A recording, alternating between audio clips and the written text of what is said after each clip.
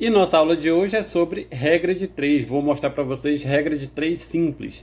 A regra de 3 simples é quando envolve apenas duas grandezas. A regra de 3 composta é quando envolve mais de duas grandezas. Trouxe aqui dois exemplos para vocês, um de uma regra de 3 simples diretamente proporcional e um de uma regra de 3 simples inversamente proporcional. Hoje eu quero mostrar para vocês não só como resolver, mas também como montar, como você consegue perceber se uma regra de 3 é diretamente proporcional ou é inversamente proporcional, beleza? Aqui nesse primeiro exemplo temos a seguinte situação. Um automóvel consome 15 litros de combustível para percorrer 180 km. Quantos litros ele consumiria para percorrer 210 km? Então eu tenho um automóvel aqui que percorreu uma distância e consumiu uma quantidade de combustível. Eu quero saber, se eu mudar essa distância que ele percorreu, o quanto muda esse consumo de combustível. Esse primeiro exemplo trata dessa situação. Aqui no segundo exemplo diz o seguinte: um ciclista com velocidade média de 15 km por hora demora 1 hora para percorrer uma trilha. Se ele aumentar a velocidade para 20 km por hora, em quanto tempo ele percorrerá essa mesma trilha? Aqui eu já tenho uma situação diferente. Eu tenho um ciclista que ele tem uma velocidade média e um tempo de percurso.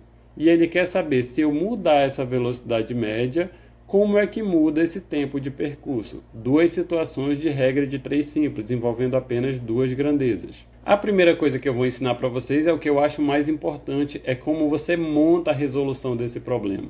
Aqui no primeiro exemplo eu tenho um automóvel que consome 15 litros de combustível para percorrer 180 km. Então eu coloco 15 litros para percorrer 180 km. É isso que eu faço. E em seguida ele me pergunta quantos litros ele consumiria para percorrer 210 km. Então ele está me perguntando o consumo e está me dando uma nova distância de 210 km. É assim que você monta. Você coloca aqui a primeira grandeza e a segunda grandeza envolvida. Verifica no problema o que ele está perguntando. Ele está perguntando quantos litros ele consumiria. Então, minha dúvida é em relação ao consumo.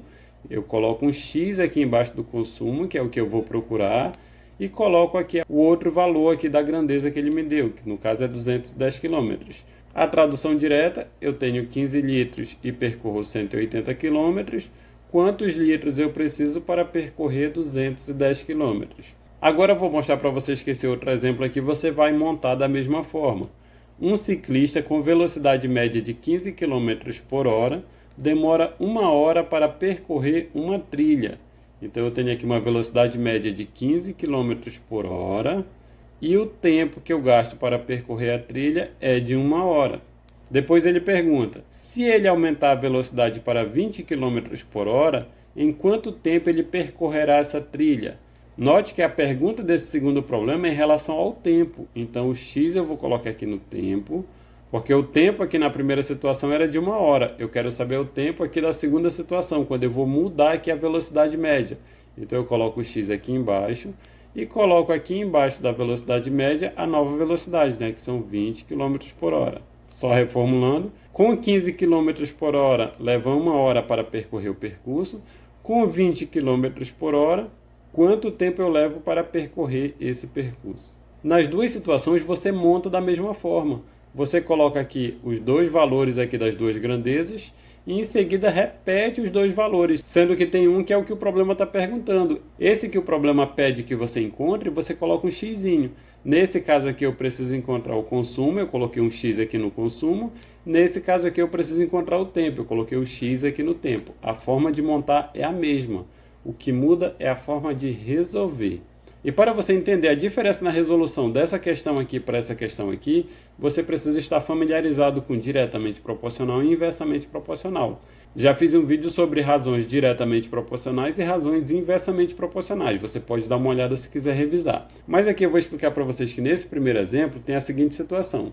Um automóvel consome 15 litros de combustível para percorrer 180 km. Quantos litros ele consumiria para percorrer 210 km?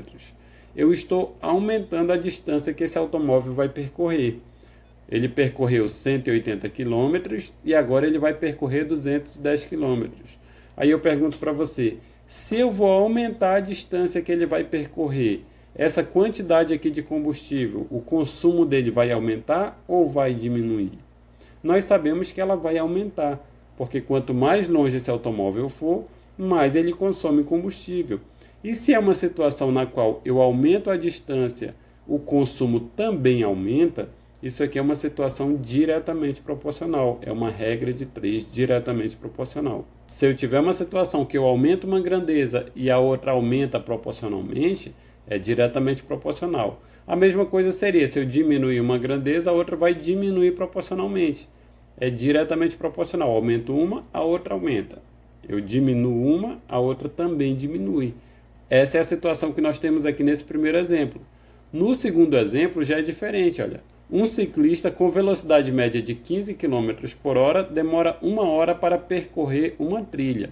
Esse ciclista aqui, ele vai nessa velocidade e ele levou esse tempo. Aqui ele diz, se ele aumentar a velocidade para 20 km por hora, em quanto tempo ele percorrerá essa mesma trilha? Ou seja, ele estava com 15 km por hora, agora ele vai mais rápido. Ele está aumentando a velocidade. Se é a mesma trilha, se é a mesma distância, quando ele aumentar essa velocidade, vai diminuir o tempo do percurso, não é verdade? Se você percorrer uma distância com uma velocidade e depois você aumenta a velocidade, você percorre a mesma distância de forma mais rápida, por exemplo, você passa a correr mais, significa que você vai levar menos tempo. Nesse caso aqui, eu estou aumentando a grandeza velocidade e vai diminuir a grandeza tempo. Eu aumento uma, a outra diminui. Da mesma forma que se ele estava indo a 15 km por hora e ele diminuísse a velocidade, ele passasse aí a 10 km por hora, ele ia mais lento, ele ia demorar mais e o tempo de percurso ia aumentar. Seria o inverso, né? Se eu vou mais rápido, o tempo diminui, se eu vou mais devagar, o tempo aumenta.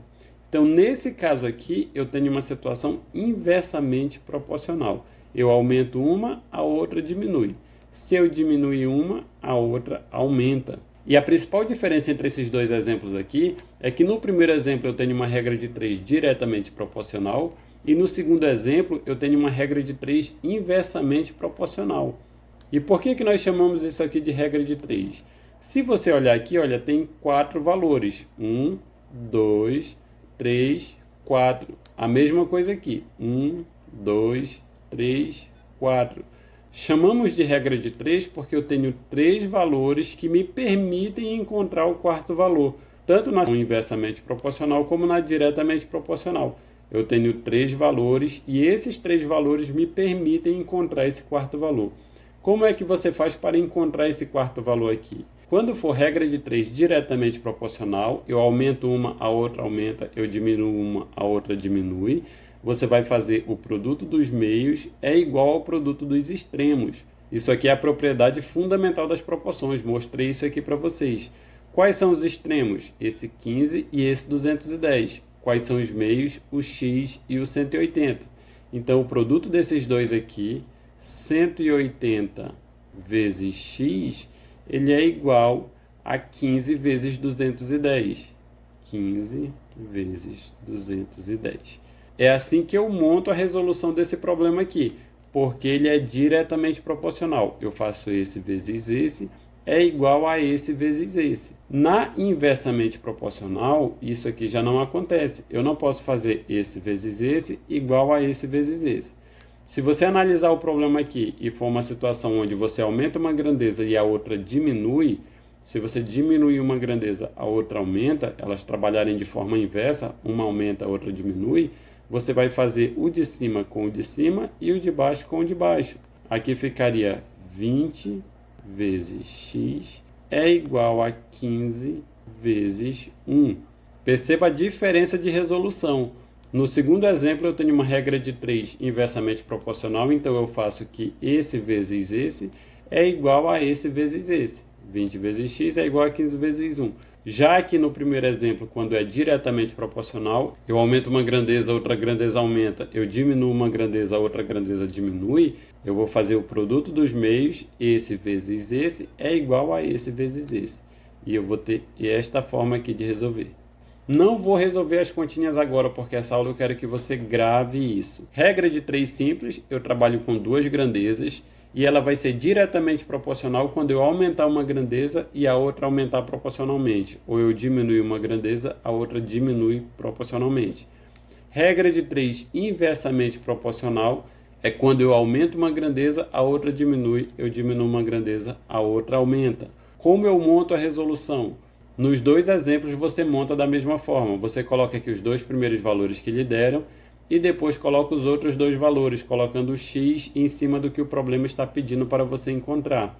A mesma coisa aqui no inversamente proporcional. Coloca os dois valores, depois coloca os outros dois, substituindo por x o valor que você precisa encontrar. Na hora de montar a resolução é que você muda. No diretamente proporcional você faz meios, que é este valor vezes esse, é igual a esse valor vezes esse, igual como nós fizemos aqui. No inversamente proporcional, você faz os dois de cima, a multiplicação desses dois valores aqui é igual à multiplicação desses outros dois valores aqui, como nós fizemos aqui. É assim que você resolve regra de 3 simples diretamente proporcional ou inversamente proporcional, beleza?